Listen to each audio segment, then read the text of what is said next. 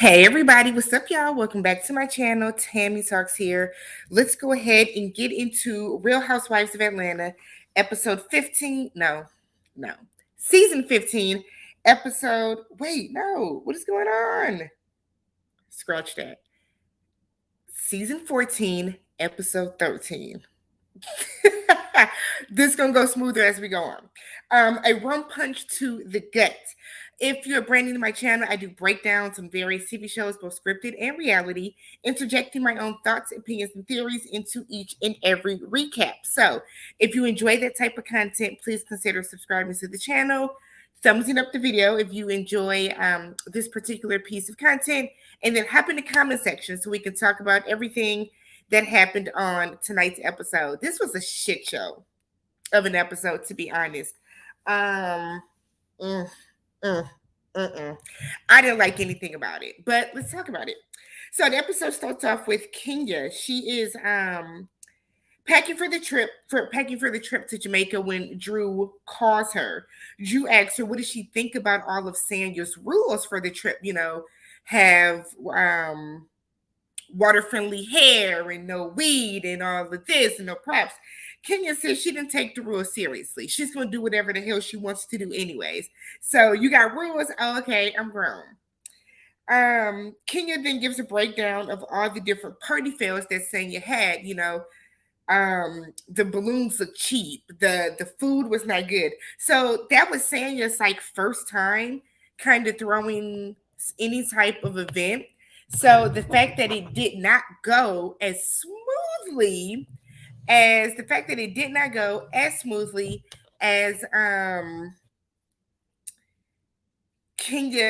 Sanya may have thought it was gonna go, it was a bad showing with the rest of the ladies.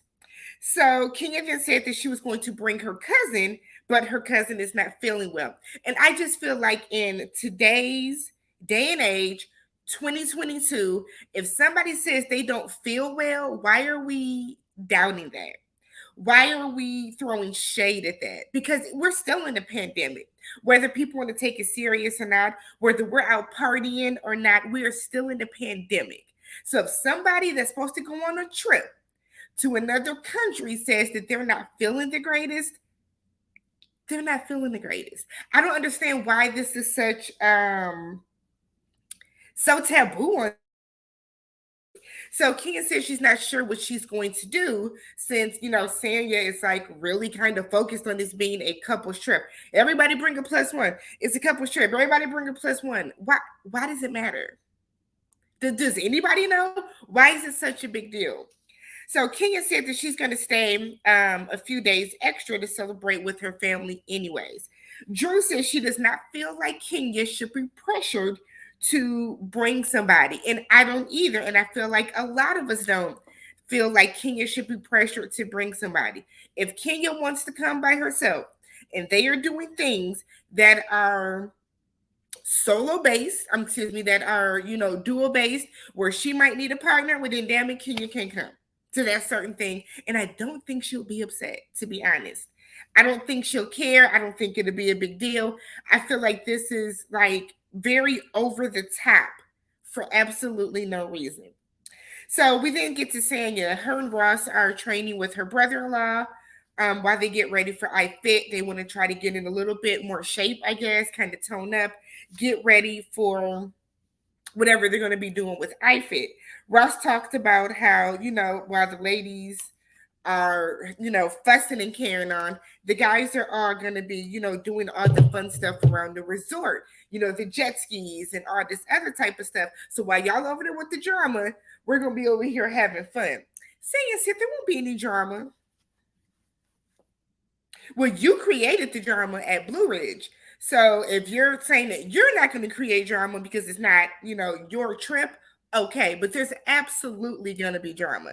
Whether you think or not, there's going to be drama on this trip. So we pan over to Drew. It starts off with Ralph shading her about her hair, because what would it be if Ralph didn't shade Drew in some capacity? So he said that he's going to turn up the air because he doesn't want her wig to lift again. Why? Why was that necessary to say? Why would you say that? So then it goes into this thing about Drew being like, it did lift. Like, why are you okay with your husband constantly wanting to embarrass you on TV? They then go on to talk about run your fingers through my hair, run your fingers through the weave. Look, this is good. And he gets to the end, he gets tangled and she's like, yeah, see, it's nappy just like real hair.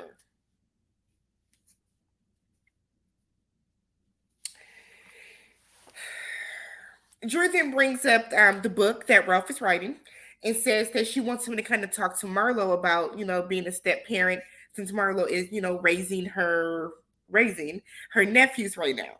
So Drew is going to be meeting. I'm sorry, Drew wants to talk more to Ralph about, the fact that he's writing a book about being, a step parent and all the missteps that they might have had, but he still does not want to adopt her oldest son. So she wants to really talk about that. Ralph is like, sure, we can talk about that, but we have to meet with the publisher. He wants Drew to meet his publisher. He said because things went awry when he things went kind of left when he was working with that assistant. Drew, it was in a friend of a friend, turned into a mess. The whole thing about the massages and all this other type of stuff. So he wants Drew to meet this assistant or meet this publisher so that she knows exactly what's going on and we can avoid all the other like messy situations, right? So the publisher comes and they're talking about the book. Drew kind of feels like this is a very sensitive subject for her. She was a single parent for a while, and what she doesn't want to do is have all of her missteps, all of the maybe, the things that she didn't do the greatest thrown in her face. Not only thrown in her face, but like thrown in her face in a way where the world has access to it. So she's a little unnerved about it, which as she should be, because it seems like Ralph is writing a book about her son and didn't include her. So Drew is like, I would like to know more about the book. Like, why didn't I know about it? What is it about? Who is it catered to? What is it focused on? And Ralph was like, I had to do this on my own so I can sit with it. So I can then bring you in so then you can come into it. And it's like, Ralph, no, none of this makes sense at all. I guarantee you this book is talking about how fucked up Drew handled their co-parenting in this type of situation. I bet that's what it's about. I believe nothing more than there is a chapter or a section in that book that's going to talk about how Drew wants Ralph to adopt Josiah, even though his father still wants to very much be a part of his life. Watch. I bet you that's a part of it. And it's going to come out to be like, Drew, why are you doing this, Ralph? But then he wants Drew to write the foreword. Drew says she's not comfortable writing the foreword because one, she's not a step parent, so she can't relate to these struggles, and she's not 100% behind the book. It sounds like, Drew, you need to let Ralph know that you're not comfortable with the book in general.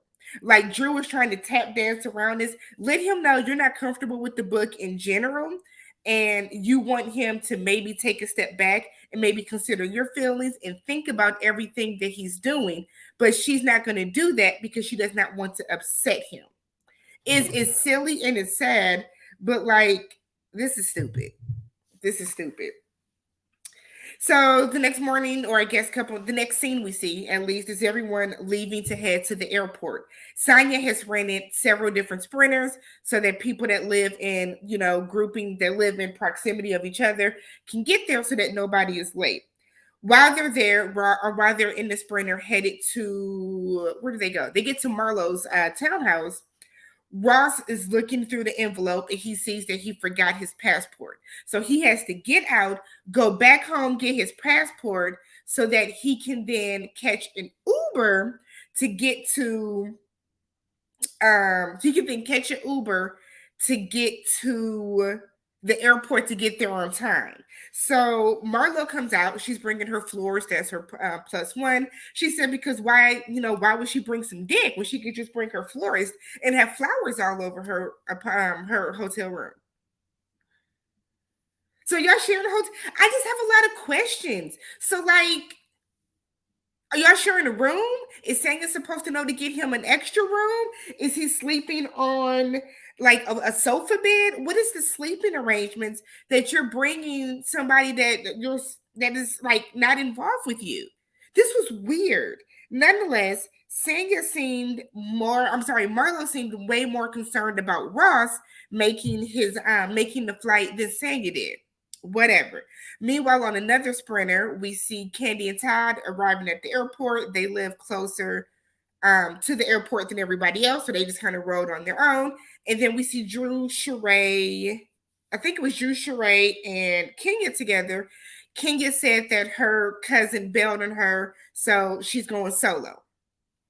It's fine. Sheree would say, "Oh, well then, yo, my plus one can be your plus one," because Sheree brought one of her friends. We just didn't need to bring all these extra people that aren't castmates onto this trip. That's really all that comes down to. We didn't need to. So while they're in Jamaica, they're on the bus. Sanya immediately calls out Kenya for not having a plus one. I don't know what was going on with Sanya this episode, but all of her confessionals were her like really talking shit and being overly shady towards everybody for absolutely no reason. So I don't know what's going on, right? Like you can't tell who Sanya is really friends with, who she wants to really be friends with, who she I don't know. But Sanya, sweetheart, I don't think you're gonna be asked back. Just because like you're not really, I don't think there's anybody watching the show that honestly and truly likes you on this show. Love you as a track star, okay? Love you as an Olympian. We acknowledge your greatness on the track, right? But off the track and on Bravo, you're trash. That's just what it is. So Sanya said, I mean, I'm sorry, that Kenya said that her friend was sick. Sanya immediately was like, "Oh, so first you were sick." Like, I don't know why that was such a hot button topic. Kenya was clearly sick, y'all. The way that woman was coughing and scratching her throat and coughing up phlegm and sneezing, she was sick. She looked like she was sick. She visibly looked in the face like she was sick. You can tell when somebody is sick. You can look at somebody in the face and be like, "Oh, they don't feel good. They look like they don't feel good." That's the vibe that Kenya gave those entire 2 episodes, which was spaced over the span of what, a couple of days. She looked sick. So you're gonna shade her and say, "Well, first you were sick, and then now your friend is sick. You never had a date. You don't know that." What's wrong with Sanya? Yeah, like somebody help me. Am I missing something? What is going on with Sanya? So Kenya said that I'm sorry, Candy points out that Marlo didn't want anybody to bring her to meet her sponsor because Marlo just brings she just brought, her platonic friend that, she said is her florist. So Marlo was killing me with this fur coat on. I know you're hot. What is the temperature? Why are you wearing that? Why couldn't you just have it thrown over your arm? Like, what is going on? There's so many questions that were going through my head while watching this scene. It's like, Kenya sees a cute man as they are riding on the golf carts headed to the room because Sanya is so thirsty. She wants to see Kenya in love and happy that they like turn around their golf cart to go back and talk to this man. Candy's mad because she's hungry. She said she needs to go to the room and breathe for a minute. She needs to go take a shit because they had this flight. So, like, there are a lot of things going on here. Everybody's ready to get back to, get to their respective rooms, probably sit down for a minute, take a breather. And Sanya is making Kenya go and pick up this man. So they get the guy, they get the guy's phone number, exchange numbers. They get back to Sanya's room where she has like refreshments, if you will, set out for the ladies. And while they're talking, Sheree is like, "How long we gonna be here? Because I need to use the bathroom, and I don't want to use your bathroom." So then Marlo was like, "Oh, you got a shit?" And she was like, "We don't want to smell that." Sheree says, "No, because my poop doesn't stink." We don't have time for the entire conversation. We don't have time for that entire conversation. So while they're standing around eating, Sanya is asking, "What do the ladies think about her planning skills?" Because they had a lot of things to say about when she planned Sheree's party. Sheree said, "Well, Everything here seems to be put together so far. You didn't have the activities together at my birthday party, but it's the thought that counts, and that's fine. Sanya is she's trying too hard to get chosen. Like, and I hate calling people pick me's because I feel like it's so overused now. I feel like it is so overused. All you hear on YouTube is pick me, pick me, pick me. That's all you hear people say. But it feels like Sanya really just wants she wants to be that it girl, and it's not working for her so far, and she doesn't know how to deal with it. That's what it's coming across to me. So, and then we see that the man whose name is John is already texting Kenya. They're going to meet up later. We see Kenya getting dressed later. She can't find her earrings, but John is at the door. He brings her a Red Bull. I would love it because I love Red Bulls. So he brings her a Red Bull. They split it, and they're going to go have a nice, very drama-filled dinner. So we get to dinner. Drew tells Sanya she absolutely loves her room. She's asking if it's is this the room you meant to give me? It looks really nice. There's a terrace, all types of stuff involved with it. Sanya says she's very forgiving. But then said in the confessional, I could it's a lot of things I can get into right now, but I'm gonna hold off. Why don't you just shut the fuck up, Sanya? How about that? Why don't you just not say anything about it? Drew is not bothering you. She's not bothering her. So I guess I'm confused. I don't understand why this is such a thing with her. Don't bring Sanya back. Don't. Do not bring Sanya back at all. So we're sitting down. They're grilling this man. What's your what's your age? What is this? You wear boxes or briefs. You're gonna be here for the entire trip, doing way too much too soon, acting like a bunch of teenagers that's messing with their friend who just brought their new boyfriend around. Kenya said in her confessional, let's relax, everybody. Let's relax. It's a dinner date. And I felt that. But you can see that Kenya, I won't say she was getting embarrassed, but it was kind of like, oh my God, let's move on. So then Sanya, Lord, Sanya then asked Marlo, how are the boys? Why are you asking that right now in front of all these people at this table? Why is that topic of discussion for you, Sanya? Why? Why is that something that you deemed right now, right at this moment, you needed to talk about? Why? What the fuck is wrong with her? Like, dead ass, what is wrong with her? It is weird. I'm sorry. Can't nobody tell me that all the stuff that Sang is doing is not weird. So Marlo was like, I don't want to talk about it. I'm not going to talk about it right now. Okay. Like, we don't want to talk about it right now either. Sheree asked Ralph, so I hear you're writing a book. Ralph starts talking about the book, what it all entails. Marlo then comes in and says, yeah, because you're adopting JoJo, right? You're adopting Josiah. Drew says that he has decided not to, or Ralph said he has decided not to because he talked to Josiah's father. The father would feel the kind of way about it. And I guess I'm looking at the standpoint of if that man is not in Josiah's life, he's not involved with him, he's not trying to be in his life, who cares if that hurts his spirit? If you're not involved with your son's life and this other man who is already raising him wants to adopt him, why do you care? Ralph just don't want to adopt that boy because in Ralph's mind, if they ever divorce, he's not going to be taking care of that boy that's not his. That's why Ralph doesn't want to adopt Josiah. It has nothing to do with his father and how his father might could possibly sort of somewhat maybe feel about it. It's not. So then it turns into Marlo asking Drew if she's okay with Ralph suddenly changing his mind. Drew is trying to talk about it, and it's like, well, we did have this, and like Drew can't even really get her thought out because Candy is like, it's weird how hard you're going on about this when you got your own situation. Marlo likes to remind us that she's a 62-year-old foster child and likes to say that she takes this personal. And she finds it because she wanted to be adopted by her foster parents, and I guess that never happened. So because that never happened, Marlo feels that she can use that as a reason to be the awful ass old bitch that she is. So Marlo then tells Candy I think it's weird that you put your mother before your husband. And everybody is saying, well, I'll be damned. Why are you bringing up this old tired ass storyline? We are past the whole Mama Joyce not liking Todd's situation. Why are you doing that? Not only doing that, but doing that in front of Todd and disrespecting him.